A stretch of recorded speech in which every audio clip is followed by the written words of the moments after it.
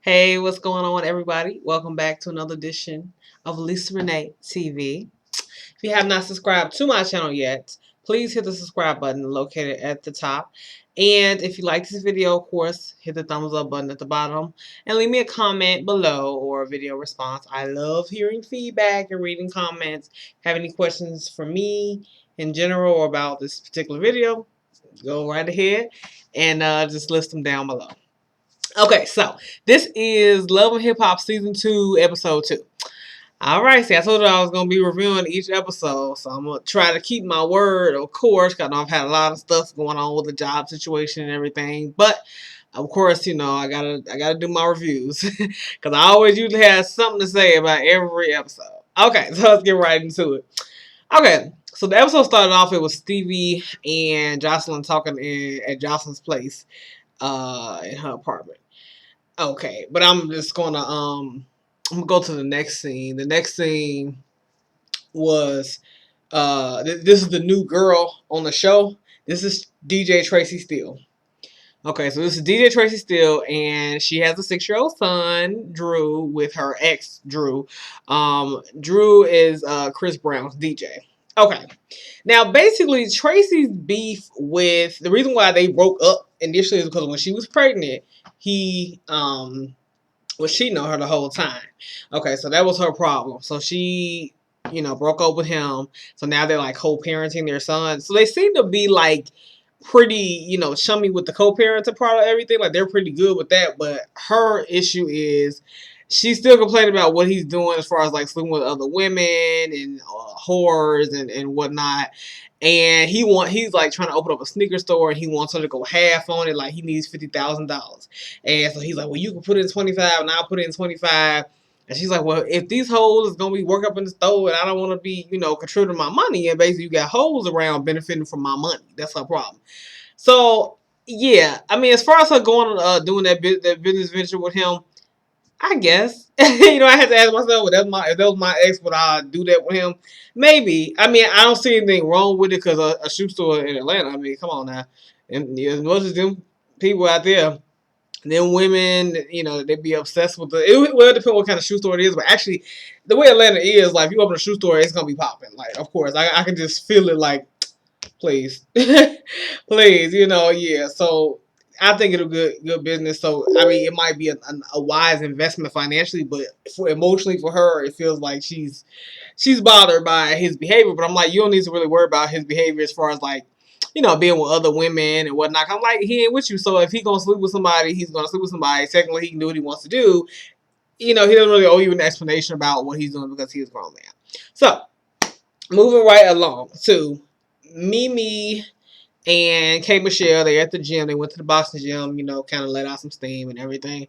And, Mimi was basically telling K.MICHELLE she's pretty much done with this whole Stevie J thing. She wants to get out of the situation, wants to get out of his house.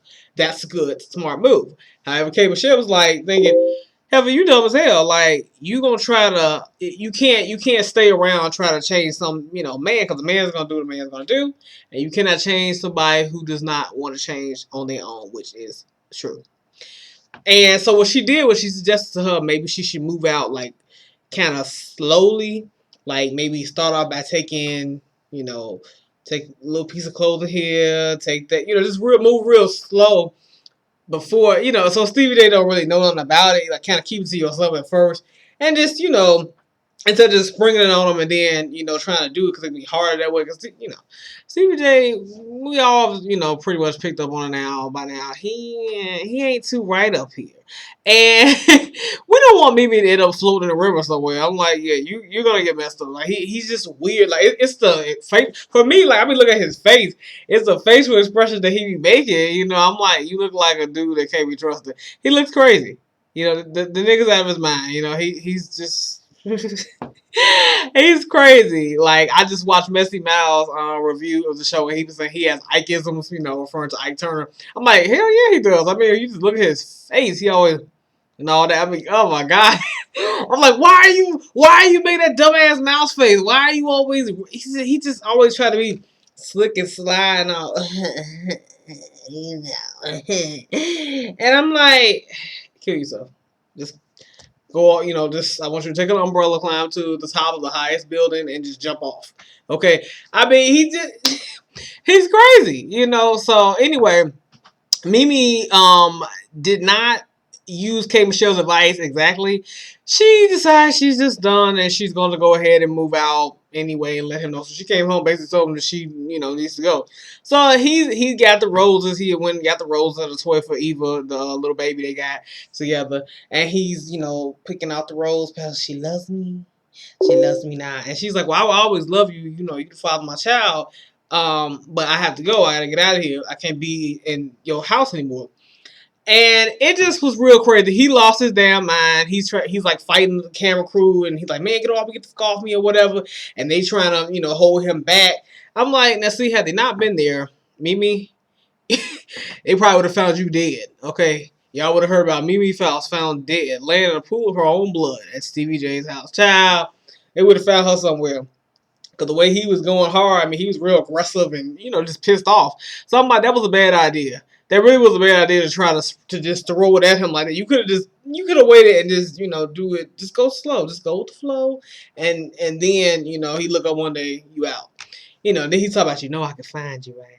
I'm like, see, this is the problem I have with him. You see what I mean? A guy like that is crazy as hell. He's very manipulative. He wants his way with women. Like, he just likes to have his way, and I guess he feel like he can control her in some sort of way, Which, speaking of control, that's a great transition. Moving on to him and Jocelyn. So they were talking about Jocelyn's contract. Jocelyn, she wants to see her contract that she signed last year. Now, I don't understand why she would sign a legal document that she did not read over carefully. She said she didn't take it seriously. That's why she didn't really think she was going to be as big a star as she is. But still, you always read what you're signing. Yeah. You never just, put your John Hancock on something and you look crazy as hell later on when you sold your soul to the devil. So, Stevie J was like, don't say nothing to me about the contract no more. And he try to get snippy with her. I'm like, well, as an artist, she has a right to see her contract that she put her signature on. How you gonna tell her don't say nothing to you about the contract no more? So they met up or whatever for drinks and to talk about the contract. So he said, he owns her and whatever. I'm like, see, I mean, he using language like I own you. I'm like, and she's like, this ain't slavery times and you don't own me. You can't just tell people that you own them. And, okay. So he ended up agreeing to let her see it. So that was good. They was able to kind of get that settled. So later on, he talks to Benzino, and Benzino trying to explain to him, like, you always thinking about your own feelings in a situation, but you never think about the people that you're hurting and their feelings. You don't put any thought into it. You can't have your cake and eat it too. You got to stop, doing that. So Benzino's whole thing is he needs to change his ways. Period. Point blank in the period. That's the only way he's gonna be able to make things work with Mimi and Jocelyn or anybody else that he deals with in the future. So I don't know. Stevie J, he's just a shady ass dude. Okay, I'm not sure there's any hope for him. But anyway, moving right along. Okay, so Mama D and Shay, they are still plotting to get Little Scrappy to not be with Erica and to be with Shay instead. Shay, I'm gonna need you to get yourself together as a woman. Stop making yourself look like an ass on TV. And keep it moving, okay? Like, I mean, the guy clearly doesn't want you. If a guy acts like he doesn't give a shit, it's because he generally doesn't give a shit. He just doesn't want to be with you. I mean, he doesn't like you. She needs to sit down and watch He's Just Not Into You over and over again until she gets it through her head that he's just not into you anymore, okay? I'm not sure if he ever was. You know what I think she was? I think she was that best friend / consoling's coochie. She was consoling twat for him. Like, he was just hitting it to be hitting it to feel better. And I think she got emotionally attached to the sex. And he never really meant her no good. You know what I mean? I don't think not that he meant to hurt her, but he just didn't mean, he don't want to be with her. So he's just, he was just doing that to, just being a man. He was using her. He never really was going to be in a relationship with her. I think he always had a heart for Erica. I hope they do work out. But, yeah, it's just crazy. So She all pissed out off and she trying to get Mama D to help her. Mama D, you need to sit down too, because I'm like, that's your son and all. I understand you try to be a good mama, you don't want him to get hurt, but you need to get out of his affairs when it comes to women, okay? He already chosen the woman he loves her. And you should be happy that he's trying to be with the woman that he had your grandchild with. That's the thing that I can't understand. This is your grandchild. She loves her grandchild a whole lot. This is your grandchild's mother. You need to have a little bit more respect for her and stop doing that. Stop doing this, this weird, trashy, shady, low down behavior. It's just ghetto, okay? It's ghetto and classless. And I'm tired of hearing all this talk about the throne and the prince of the south and you the queen goodbye, goodbye, bye. Okay, I'm gonna need you to get it together because it ain't working for you. Okay, so moving along. Oh wow, what else happened? I got my notes. Let me just take just a little peek over her to make sure I don't forget nothing. Oh wow. Yeah, that pretty much was it. For this episode. Yeah, that pretty much was it. Um. Oh yeah. So Erica's mom, Mignon, whatever her name is. She finally talks to Scrappy, and so she's kind of open arms and she welcomed him as her son-in-law. So that's good. I want to see if Erica and Mama D ever gonna try to at least be cordial with each other. I think they're gonna get into a fight like next week, so I can't wait to see that. And also Rashida and K.MICHELLE gonna go at it next week too. Can't wait to see that. So it's starting to get juicier and juicier as the episodes progress. So I will be back next week to give you a review of episode 3, season 2 of Love and Hip Hop Atlanta.